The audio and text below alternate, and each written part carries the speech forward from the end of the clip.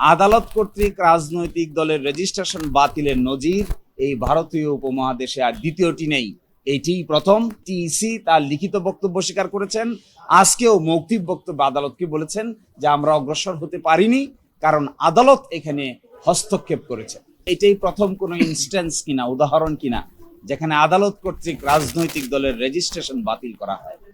আমরা বলেছি আদালত কর্তৃক রাজনৈতিক দলের রেজিস্ট্রেশন বাতিলের নজির এই ভারতীয় উপমহাদেশে আর দ্বিতীয়টি নেই, এইটিই প্রথম।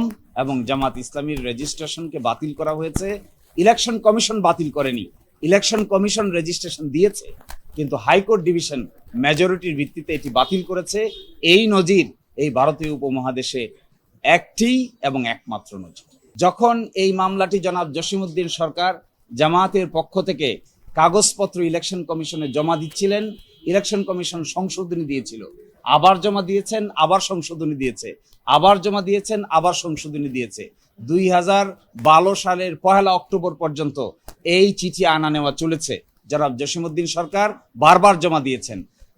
হাইকোর্ট মাইনরিটি জাজ বলেছেন, এইভাবে যখন একটি প্রক্রিয়া কোনো সাংবিধানিক প্রতিষ্ঠানের সামনে চলমান থাকে, আর এই চলমান অবস্থায় হাইকোর্ট বিভাগ যখন এটিকে বাতিল করে, তখন এটি মূলত প্রি ম্যাচিওর, অর্থাৎ ঘোড়ার আগেই গাড়ি জুড়ে দেওয়া হয়েছে। ইলেকশন কমিশন স্বীকার করেছেন যে যখন এই বিষয়টি আমাদের বিবেচনাধীন ছিল, জামাত ইসলামী তার গঠনতন্ত্র সংশোধন করে ইলেকশন কমিশনে জমা দিয়েছিল, সেই সময় আমরা বিবেচনা করছিলাম, কিন্তু যেহেতু হাইকোর্ট বিভাগে মামলাটি উত্থাপন হয়েছে এবং শুনানি শুরু হয়েছে, সেই জন্য আমরা এই বিষয়টি নিয়ে আর অগ্রসর হই নাই।